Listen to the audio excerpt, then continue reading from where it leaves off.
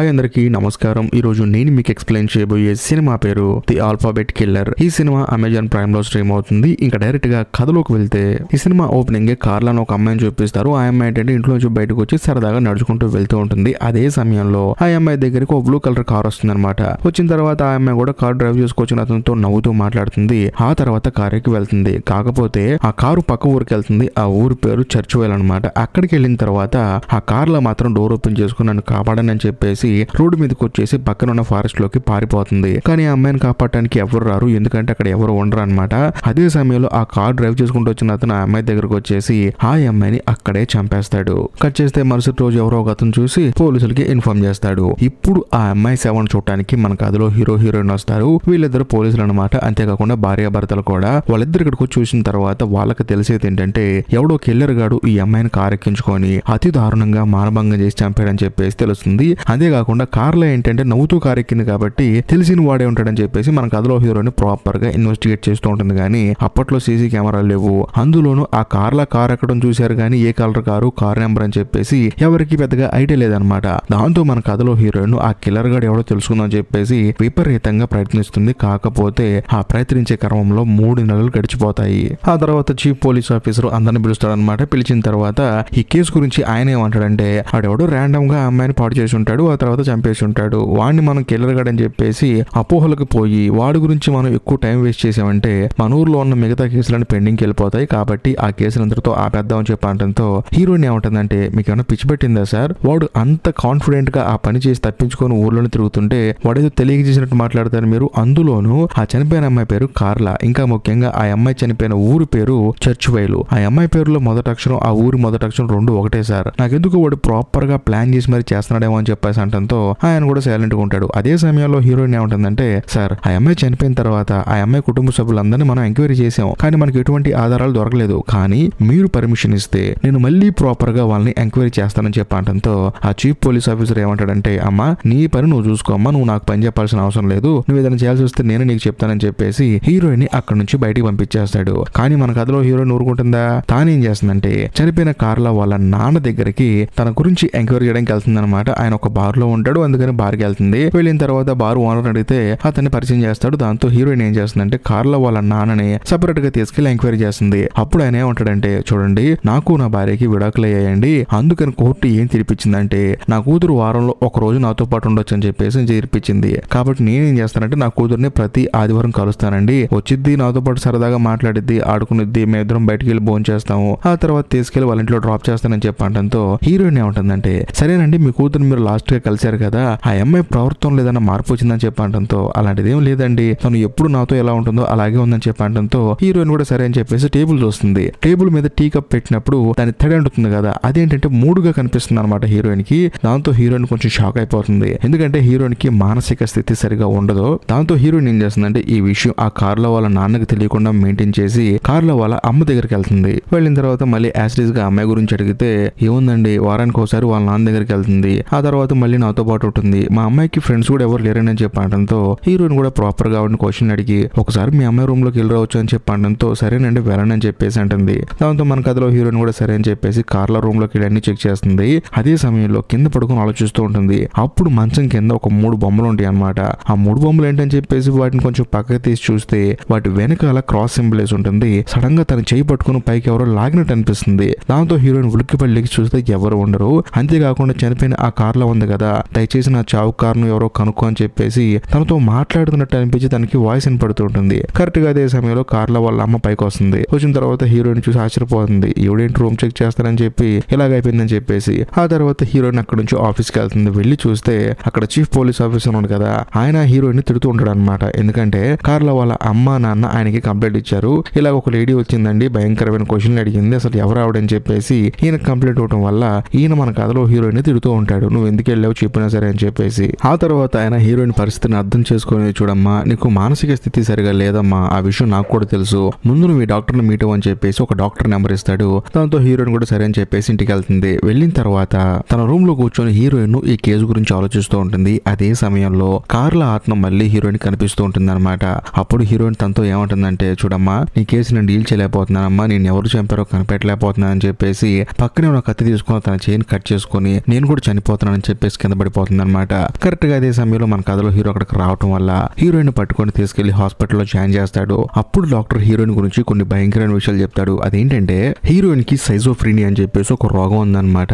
ఆ రోగం ఉన్న వాళ్ళు ఏం చేస్తారంటే ఒక విషయాన్ని వాళ్ళు సీరియస్ గా తీసుకున్న, ఒక సంఘటన వల్ల వాళ్ళు ఎమోషనల్ గా మారిపోయినా దాన్ని ఫినిష్ చేసేంత వరకు వాళ్ళు మామూలు మనుషులు ఎవరు. సో దీని వల్ల చాలా ప్రాబ్లం ఉంది. ఆ ప్రాబ్లం తగ్గాలంటే మెడిసిన్స్ వాడాలని చెప్పడంతో హీరోకి మైండ్ బ్లాక్ అయిపోతుంది. ఏంటి ఇప్పుడు నువ్వు చెప్పేది నా భార్య గురించే కదా, ఎందుకంటే నా భార్యతో నేను చాలా రోజుల నుంచి కాపురం చేస్తున్నాను, నా భార్య ఎప్పుడు ఇలా ప్రవర్తించలేదని చెప్పడంతో అవునండి అప్పటి వరకు నీ భార్య జీవితంలో ఒక ఎమోషనల్ సంఘటన రాలేదు, కానీ ఇప్పుడు ఈ కేసు వచ్చింది కదా అందుకనే ఇలా ఎమోషనల్ అయిపోయిందని చెప్పడంతో కట్ చేస్తే కథ ఇప్పుడు 2 సంవత్సరాల తర్వాత ఓపెన్ అవుతుంది. మన కథలో హీరోయిన్ హీరో ఇద్దరు విడిపోయారనమాట. ఎందుకంటే హీరోయిన్ కి ప్రాబ్లం ఉంది కదా, అంతేకాకుండా హీరోయిన్ కి ప్రాబ్లం ఉందని చెప్పేసి తనని డీ ప్రమోట్ చేస్తారు. అంటే అదే పోలీస్ డిపార్ట్మెంట్ లో ఒక చిన్న ఉద్యోగం ఇచ్చి ఏదో బతికేసి అని చెప్పన్నట్టు తన జీవితాన్ని రన్ చేసుకోమంటారు. అంతేకాకుండా హీరోకి ప్రమోషన్ వస్తుంది. ఇంకా ముఖ్యంగా మన కథలో హీరోయిన్ కూడా తనకు ప్రాబ్లం ఉంది కదా, హెల్త్ ఇష్యూ, ఆ ఇష్యూతో బాధపడే గ్రూప్ తో కలిసి తానేంటంటే అప్పుడప్పుడు అలా సిట్టింగ్స్ కి వెళ్తుంది అనమాట. వెళ్ళిన తర్వాత వాళ్ళందరూ సరదాగా మాట్లాడుకుంటూ ఉంటారు. ఇంకా ముఖ్యంగా హీరోయిన్ ఏదైతే కేసు టేకప్ చేసిందో ఆ కేసు ఇప్పటి వరకు ఎవరు దాన్ని కంప్లీట్ చేయలేకపోతారు, ఆ కెరీర్ గాని పట్టుకోలేకపోతారు. ఇంకో ముఖ్యమైన విషయం ఏంటంటే హీరోయిన్ ఎప్పుడో గ్రూప్ లో జాయిన్ అయిపోయి వాళ్ళతో మాట్లాడుతుంటుంది కదా, తనలాగే బాధపడుతున్న ఇంకొక అతను ఉంటాడు రిచర్డ్ అని చెప్పేసి హీరోయిన్ కి తను బాగా ఫ్రెండ్ అయిపోతాడు. వాళ్ళిద్దరు కలిసి సరదాగా రెస్టారెంట్లకు వెళ్తూ మాట్లాడుకుంటూ ఇవన్నీ చేస్తూ ఉంటారు అనమాట. అప్పుడు కూడా మన కథలో హీరోయిన్ ఆ రిచర్డ్ చెప్తుంది, చూడండి కార్లో ఒక అమ్మాయి చనిపోయింది కదా, ఆ అమ్మాయి చర్చ్ వైల్ అని చెప్పేసి ఊర్లో చనిపోయింది. ఆ అమ్మాయి చనిపోయిన ఊరికి ఆ అమ్మాయి పేరుకి మొదటి అక్షరాలు 2 ఒకటే కాబట్టి ఆ పాయింట్ ఆఫ్ వ్యూ లో కేసును ఇన్వెస్టిగేట్ చేయమంటే వాళ్ళు చేయట్లేదని చెప్పేసి ఈ విషయాన్ని రిచర్డ్ తో చెప్తుంది. కానీ ఆయన ఏమంటాడంటే చూడమ్మా నువ్వు ప్రతి విషయాన్ని ఇలా డీప్ గా ఆలోచించి నీకు నువ్వు స్ట్రెస్ తెచ్చుకొని నువ్వు ఇలా రోగం తెచ్చుకున్నావు కాబట్టి దాన్ని వదిలేయమ్మా, దానికంటూ సెపరేట్ కొంతమంది మనుషులు ఉన్నారు కదని చెప్పడంతో హీరోయిన్ కూడా సరే అంటుంది. కట్ చేస్తే అదే రోజు సాయంత్రం 2 సంవత్సరాల తర్వాత ఆ కిల్లర్ గాడు మళ్ళీ ఒక అమ్మాయిని కిడ్నాప్ చేసి తీసుకొచ్చి వేరే ఊర్లో చంపేసి రైల్వే ట్రాక్ పక్కన పడేసి వెళ్ళిపోతాడు అనమాట. ఈ విషయం మరుసటి రోజు ఉదయాన్ని ఎవరో చూసి పోలీసులకు ఇన్ఫార్మ్ చేస్తారు. ఆ కేసుని డీల్ చేసింది ఎవరో కాదు మన కథలో హీరో అనమాట. ఎందుకంటే హీరోకి ప్రమోషన్ వచ్చింది కదా, ఆ తర్వాత ఆఫీస్ మొత్తం హడావుడిగా ఉంటుంది. ఆ అమ్మాయి పేరు, ఆ అమ్మాయి ఏ ఊర్లో చనిపోయిందని చెప్పేసి ప్రాపర్ గా అన్ని బయటకు తీస్తారు లిస్టు. అదే సమయంలో ఆ పోలీస్ స్టేషన్ లో పనిచేస్తున్న మన కథలో హీరోయిన్ కి మాత్రం ఎవరు ఏమీ చెప్పరు. దాంతో తానేం చేస్తుందంటే ఆ కేసు విషయాలు మొత్తం ప్రాపర్ గా చదివితే ఇక్కడ ఒక అద్భుతమైన ట్విస్ట్ రివీల్ అవుతుంది. అదేంటంటే హీరోయిన్ కేసు కొట్టినట్టుగా ఆ అమ్మాయి పేరు ఏంటంటే వ్యాండీ వాష్ అనమాట. ఆ అమ్మాయి చనిపోయిన ఊరు పేరు వెబ్ స్టాండ్. సో దీంతో హీరోయిన్ కి అర్థమైపోతుంది, సో మళ్ళీ ఇదే రిపీట్. అంతేకాకుండా ఆ కిల్లర్ గడే చంపాడు. ఇక్కడ ఇంకో హైలైట్ విషయం ఏంటంటే కార్లా చనిపోయింది కదా, తన మీద పిల్లి వెంట్రుకలు ఉన్నాయి. అంతేకాకుండా ఇప్పుడు చనిపోయిన అమ్మాయి మీద కూడా పిల్లి వెంట్రుకలు ఉన్నాయి. సో దాంతో హీరోయిన్ కోపం వచ్చేసి హీరో దగ్గరికి వెళ్ళి నేను ఆల్రెడీ చెప్పాను కదా నీకు, నేను చెప్పిన పాయింట్ ఆఫ్ వ్యూ లో కనీసం కేసుని ఎంక్వైరీ చేయమని, మళ్ళీ ఇప్పుడు ఈ అమ్మాయి కూడా అదే టైప్ లో చనిపోయిందని చెప్పడంతో హీరో కూడా కొంచెం హీరోయిన్ మీద నమ్మకం వచ్చి సరే ఇదంతా బాగానే ఉంది కానీ ఈ కేసు నువ్వే హ్యాండిల్ చేయి, కానీ నీకంటూ సపరేట్ గా ఇంకొక మనిషి ఉంటాడు నీతో పాటు, అతను నిజం చెప్పాలంటే నీ పార్ట్నర్ టైపు, కానీ అతనికి అన్ని హక్కులు ఉంటాయి, నువ్వు కేవలం పక్కన ఉండి తనకు సలహాలు మాత్రమే ఇవ్వు, నీ పాయింట్ ఆఫ్ వ్యూ లో నువ్వు కేసుని ఇన్వెస్టిగేట్ చేసుకుంటూ పోతే మాత్రం నాకు నచ్చదని చెప్పేసి హీరోయిన్ కి వార్నింగ్ ఇస్తాడు. అంతవరకు బాగానే ఉంది. కానీ ఇక్కడ వచ్చిన పెద్ద సమస్య ఏంటంటే రెండోసారి చనిపోయిన వ్యాండీ వాష్ అనే అమ్మాయి వెబ్స్టాన్ అనే వేరే ఊర్లో చనిపోతుంది. అక్కడ వేరే పోలీస్ స్టేషన్ పరిధిలోకి ఈ కేసు వస్తుంది. బేసికల్ గా మనోళ్ళు వెళ్ళి అక్కడికి వెళ్ళి ఈ కేసు గురించి మాకు కొంచెం ఆధారాలు కావాలంటే వాళ్ళు ఇస్తారు, ఓకే, కానీ ఇవ్వకపోయినా వీళ్ళు చేసేది ఏం లేదు. సో అక్కడే మన కథలో హీరోకి కొంచెం టెన్షన్ పట్టుకుంటుంది. వాళ్ళు ఈ కేసుకు సంబంధించిన డీటెయిల్స్ ఇస్తారో లేదో, ఆ డీటెయిల్స్ ఇస్తేనే కదా కార్లాని చంపిన ఆ కిల్లర్ గాని పట్టుకునేది అని చెప్పేసి మన వాళ్ళు కొంచెం టెన్షన్ పడుతూ ఉంటారు. కట్ చేస్తే మరోవైపు మన కథలో హీరోయిన్ ఏం చేస్తుందంటే తన పార్ట్నర్ తో కలిసి రీసెంట్ గా చనిపోయిన వ్యాండీ వాళ్ళ అమ్మా నాన్నల దగ్గరికి వెళ్తుందన్నమాట. వెళ్ళిన తర్వాత ఆ అమ్మాయి వాళ్ళ అమ్మాయి ఉంటుందంటే మా అమ్మాయికి ఎటువంటి ఫ్రెండ్స్ లేరండి, ఎవరితో పెద్దగా మాట్లాడదు, ఎప్పుడు చూసినా ఇంట్లోనే ఉంటుంది, కానీ ఇలా ఎందుకు జరిగిందో నాకు అర్థం కావట్లేదు, కాకపోతే నేను నా కూతురు ఎప్పుడు చూసినా సెంట్ లూయిస్ అని ఒక చర్చికి వెళ్తాము, అంతకుమించి మేము బయటకు వెళ్ళమని చెప్పడంతో హీరోయిన్ కి ఏం మాట్లాడాలో తెలియక సరే మీ అమ్మాయి రూమ్ ఒకసారి చెక్ చేయొచ్చు అని చెప్పేసి అంటంతో చూడండి అమ్మ అని చెప్పేసి వ్యాండీ వాళ్ళ అమ్మ లోపలికి వెళ్ళమంటుంది. హీరోయిన్ లోపలికి వెళ్ళిన తర్వాత మళ్ళీ చనిపోయిన వ్యాండీ ఆత్మ వచ్చేసి నన్ను ఎవరు చంపారో కనిపెట్టి అని చెప్పేసి తనతో మాట్లాడుతూ ఉంటుంది. అది చూసిన తర్వాత హీరోయిన్ కి మైండ్ బ్లాక్ అయిపోతుంది. ఎందుకంటే ఇంతకు ముందు కార్లో కూడా అలా కనిపించేది, మళ్ళీ ఇప్పుడు 2 సంవత్సరాల తర్వాత హీరోయిన్ కి వ్యాండీ ఆత్మ కనిపిస్తుంది అనమాట. తన రోగం మళ్ళీ బయటపడింది, ఇప్పుడు దాకా మందులు ఆడుతుంది. అదే సమయంలో తన పార్ట్నర్ కూడా అతను కదా పోలీస్ ఆఫీసర్, అతను వచ్చేసి మేడం ఇప్పుడే మనకు ఇన్ఫర్మేషన్ వచ్చింది, ఆ వ్యాండీని ఎవరో కిడ్నాప్ చేశారు కదా, కారులో తీసుకెళ్లారు, ఒక బెగ్గర్ చూశాడంట అలా ఎక్కడం, వాడిని ఎంక్వైరీ చేద్దాం అని చెప్పేసి అక్కడికి వెళ్తే ఆ బెగ్గర్ గాడు ఏమంటాడంటే బ్లూ కలర్ కార్ అండి, అంతకు మించి నాకేం తెలియదని చెప్పంటూ ఉంటాడు. కానీ వీళ్ళు మాత్రం కారు నెంబర్ తెలుసా, ఆ కారు బ్రాండ్ ఏంటని చెప్పేసి అడుగుతూ ఉంటారు. కానీ ఆ బెగ్గర్ మాత్రం లేదండి నాకేం తెలియదని చెప్పేసి అంటూ చేసుకుంటూ ఉంటాడు. అదే సమయంలో హీరోయిన్ కి మళ్ళీ వ్యాండీ రోడ్డు మీద కనిపిస్తుంది అనమాట ఆత్మ.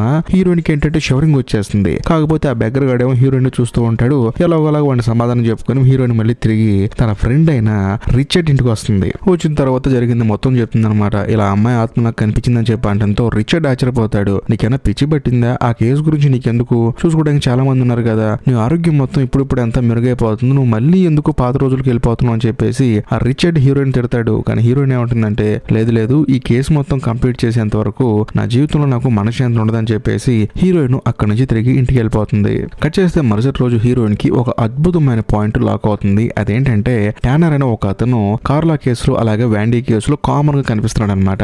బేసికల్ గా కార్లా కేసులో ట్యానర్ ఒక అతను ఇంటర్గేట్ చేస్తారు. ట్యానర్ ఏంటంటే కార్లా చదువుకునే స్కూల్లో సోషల్ వర్కర్ గా పనిచేస్తుంటాడు అనమాట. అంతేకాకుండా వ్యాండీ వాళ్ళ నాన్న కదా రెండోసారి చనిపోయిన అమ్మాయి, ఆ అమ్మాయి వాళ్ళ నాన్నకి ఈ ట్యానర్ అతను రిలేటివ్ అనమాట. సో ఈ విషయంలో హీరోయిన్ కూడా డౌట్ వస్తుంది. ఒకవేళ వీడిద్దరిని చంపుండొచ్చు కదా అని చెప్పేసి ఎంక్వైరీ చేసే ప్రాసెస్ లో ఇంకొక విషయం తెలుస్తుంది. అదేంటంటే కొంతమంది స్కూల్ పిల్లలు ఈ ట్యానర్ తో కలిసి ఒక ఫ్యాక్టరీకి క్యాంపెయినింగ్ వెళ్తారనమాట. వెళ్ళిన తర్వాత అక్కడ ఒక అమ్మాయి 10 అంతస్తుల బిల్డింగ్ ఎక్కి అక్కడ నుంచి సూసైడ్ చేసుకుని చనిపోయింది అనమాట. సో వీటన్నిటిని చూస్తుంటే మన కథలో హీరోయిన్ కి ఈ ట్యానర్ మీద కొంచెం డౌట్ వస్తుంది. అందుకనే తన పార్ట్నర్ తో కలిసి ఆ ట్యానర్ ని ఇంటర్గేట్ చేద్దాం అని చెప్పేసి బయలుదేరి వెళ్తుంది. వెళ్లే దారిలో కూడా హీరోయిన్ కి ఆ వ్యాండీ కనిపిస్తుంది. అంటే వ్యాండీ ఆత్మ కనిపిస్తుంది. ఆ విషయం మన కథలో హీరోయిన్ బయటకు చెప్పలేక ఆ తర్వాత తనలో తన బాధ పడలేక సైలెంట్ గా ఉంటుంది. ఆ తర్వాత వెళ్లి ఆ ట్యానర్ ని మీట్ అవుతారు. మీట్ అయిన తర్వాత తానేమంటాడంటే, చూడండి మీరు చెప్పినట్లు కార్లా ఆ తర్వాత వ్యాండీ వాళ్ళిద్దరికి నేను తెలుసు, నాకు వాళ్ళిద్దరికి తెలుసు. కానీ వాళ్ళిద్దరు నేను తరచుగా మీట్ అవునండి, ఎప్పుడో ఒకసారి కలుస్తాను. అంత మాత్రాన వాళ్ళిద్దరి చావుకు నేనే కారణం అంటారా?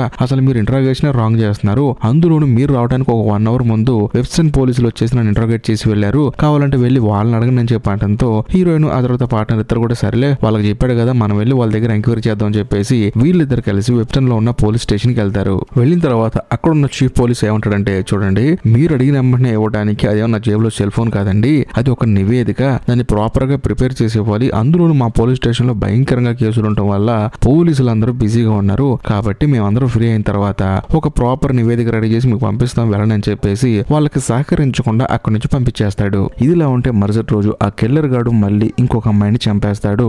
హీరోయిన్ అక్కడికి పరిగెత్తుకుంటూ వెళ్ళి చూస్తే ఆ అమ్మాయి పేరు మ్యారిల్. అంతేకాకుండా ఆ అమ్మాయి చనిపోయి ఉన్న ఊరు పేరు కూడా ఎం అనే అక్షరంతో స్టార్ట్ అవుతుంది. ఇక్కడ ఒక హైలైట్ విషయం ఏంటంటే కార్లా ఆ తర్వాత వ్యాండీ వాళ్ళిద్దరి శరీరం మీద ఏదైతే పిల్లి జుట్టు ఉందో ఈ అమ్మాయి ఉంటే మీద కూడా అదే పిల్లి జుట్టు ఉంటుంది అనమాట.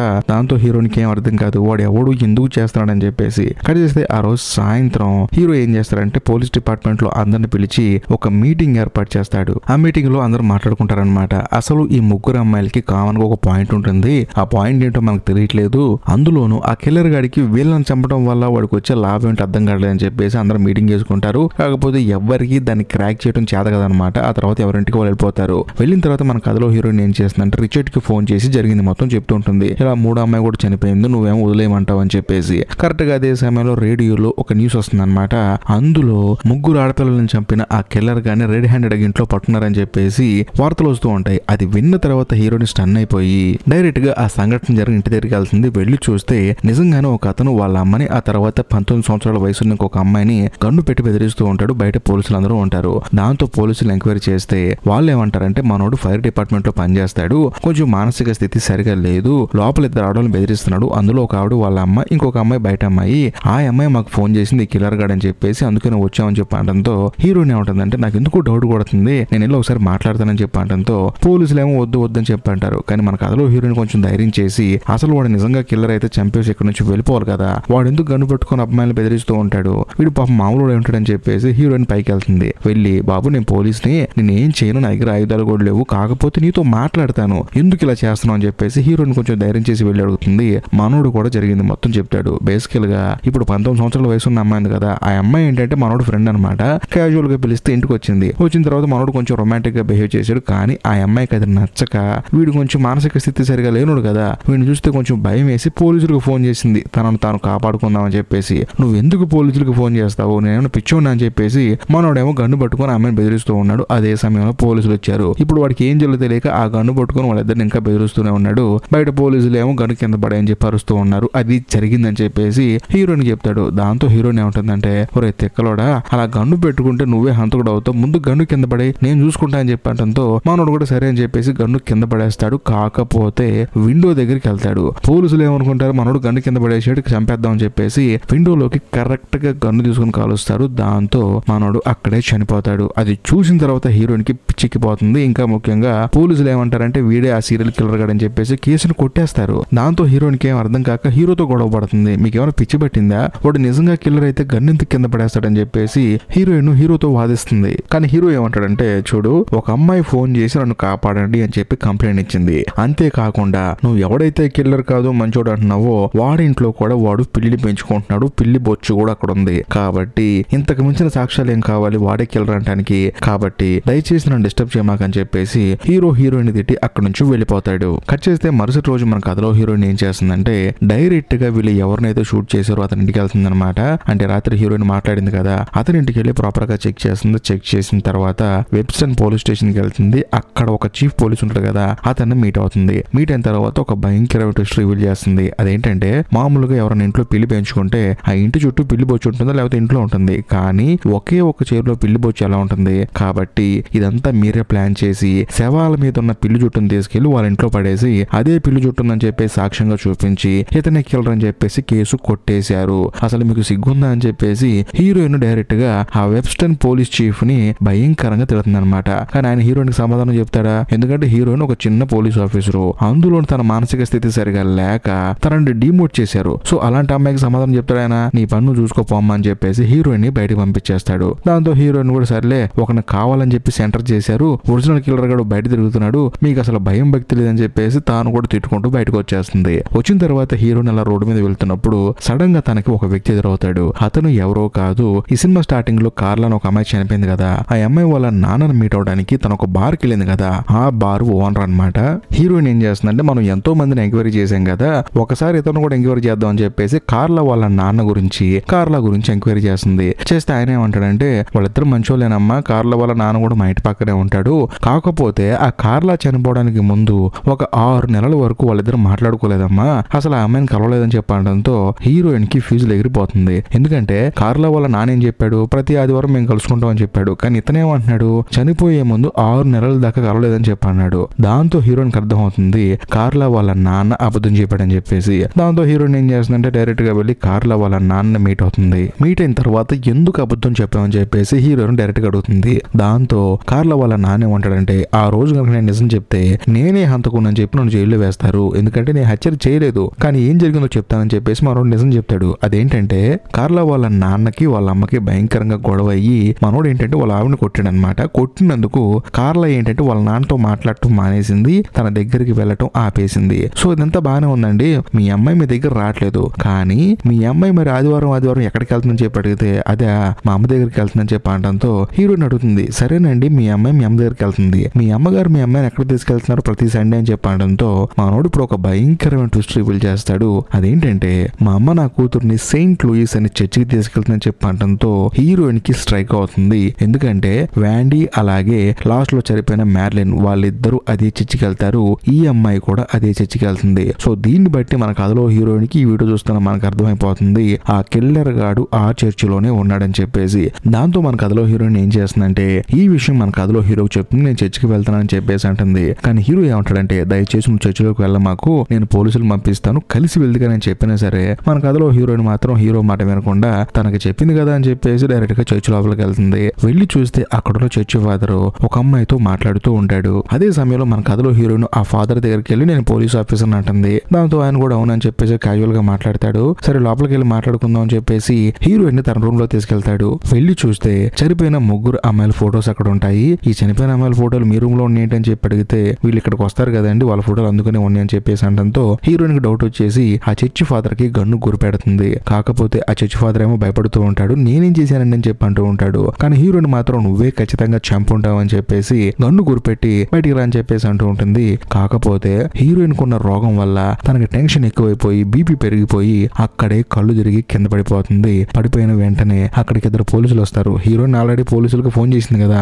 అంటే హీరోకి ఫోన్ చేసి చెప్పింది కదా, మనోడు పంపించాడు అనమాట. వాళ్ళు వచ్చేసి హీరోయిన్ హాస్పిటల్ తీసుకెళ్తారు. తీసుకెళ్లిన తర్వాత ఆ మరుసటి రోజు హీరోయిన్ కి మెలకు వస్తుంది. పక్కనే డాక్టర్ ఉంటాడు. ఆయన ఏమంటాడంటే నీ రోగం బాగా ముదిరిపోయిందమ్మా, ఇంతకు ముందు కన్నా ఇప్పుడు టూ మచ్ గా ఉంది, కాబట్టి నీకు బెడ్ రెస్ట్ కావాలని చెప్పడంతో హీరోయిన్ ఏమంటుందంటే చూడు నేను అర్జెంట్ గా హీరోని మీట్ అవ్వాలి, ఎంత పెద్ద కేసు నా చేతిలో ఉందో తెలుసా, ఎంత పెద్ద క్రిమినల్ నేను పట్టుకున్నా తెలుసా, నన్ను వెళ్ళొద్దు అంటావేంటి అని చెప్పేసి హీరోయిన్ వెళ్తా అంటుంది. కానీ అక్కడ ఉన్న స్టాఫ్ కూడా ఆపేస్తారు. కానీ హీరోయిన్ మాత్రం వాడిని కొట్టి అక్కడ నుంచి తప్పించుకొని పారిపోయి తన ఫ్రెండ్ అయిన రిచర్డ్ దగ్గరకు వస్తుంది. వచ్చిన తర్వాత జరిగింది మొత్తం చెప్తుంది. దాంతో రిచర్డ్ ఏమంటాడంటే, అసలు నీకు ఎందుకు ఇవన్నీ, చూడు నీ ప్రాణం మీదకి వచ్చింది, డాక్టర్లు చెప్పినట్టు 15 రోజులు రెస్ట్ తీసుకుంటే నీ ఆరోగ్యం అంతా సెట్ అయిపోతుంది కదా, ఆ తర్వాత చూసుకోవచ్చు కదా, ఇదంతా చూసుకోవడానికి పోలీసులు ఉన్నారు కదా అని చెప్పడంతో హీరోయిన్ మాత్రం లేదు లేదని చెప్పంటూ ఉంటుంది. కానీ రిచర్డ్ ఏమంటాడంటే, సరే ఏదైనా ఉంటే రేపు పొద్దున్న చూసుకున్నాం గానీ ముందు ప్రశాంతంగా పడుకో, ముందు రెస్ట్ తీసుకొని చెప్పడంతో హీరోయిన్ కూడా సరే అని చెప్పి పడుకుంటుంది. రిచర్డ్ కూడా పైకి వెళ్ళిపోతాడు అనమాట, పైన గదిలో పడుకుంటాడు. అదే సమయంలో హీరోయిన్ కి ఆ ముగ్గురు అమ్మాయిల ఆత్మలు వచ్చే సౌండ్ చేస్తూ ఉంటాయి. దాంతో హీరోయిన్ ఉలిక్కిపడి లెగుస్తుంది అనమాట. లెగిసి చూస్తే తనకి ఆపోజిట్ లో ఒక తెల్ల పిల్లి ఉంటుంది. అది చూసిన తర్వాత ఆ ముగ్గురు అమ్మాయిల ఒంటి మీద ఉన్న కూడా తెల్ల పిల్లి చుట్టానమాట. దాంతో హీరోయిన్ కి ఏం అర్థం కాదు. సర్లే అని చెప్పేసి పక్క రూమ్ లోకి వెళ్ళి చూస్తే బెడ్ దగ్గర ఒక డైరీ ఉంటుంది. ఇదేంటని చెప్పేసి హీరోయిన్ ఓపెన్ చేసి చూస్తే చనిపోయిన ఆ ముగ్గురు అమ్మాయిల ఫోటో ఉంటుంది. ఆ ఫోటోల పక్కన రీచర్డ్ ఫోటో కూడా ఉంటుంది. బేసికల్ గా రీచర్డ్ ఏంటంటే ఆ ముగ్గురు అమ్మాయిలు వెళ్లే చర్చ్ ఉంది కదా, అందులో తనకు కౌన్సిలర్ అనమాట. అందుకని తన దగ్గర ఆ డైరీ ఉంది, తన ఫోటో కూడా ఉంది. దాంతో హీరోయిన్ కి అర్థమైపోతుంది ఒకవేళ ఆ కిల్లర్ గాడు వీడేనేమో అని చెప్పేసి. కరెక్ట్ గా అదే సమయంలో రీచర్డ్ కూడా ఆ వీల్ చైర్ నెట్టుకుంటూ వెనకాలే వస్తాడు. కానీ హీరోయిన్ కి ఏంటంటే వీడు నడవలేడు కదా అని చెప్పేసి ఒక చిన్న ధైర్యం ఉంటుంది. అందుకని తానేమంటుందంటే, ఎందుకు ఇలా చేసావని చెప్పేసి క్వశ్చన్ అడుగుతుంది. కానీ ఇక్కడ ఒక అద్భుతమైన ట్విస్ట్ రివీల్ అవుతుంది. అదేంటంటే ఆ రిచర్డ్ గడికి కాళ్ళు బాగానే ఉన్నాయి, కాకపోతే వాడిని ఎవడన్నా కిల్లర్ అనుకుంటాడని చెప్పేసి ఇప్పటిదాకా నటిస్తున్నాడు అనమాట.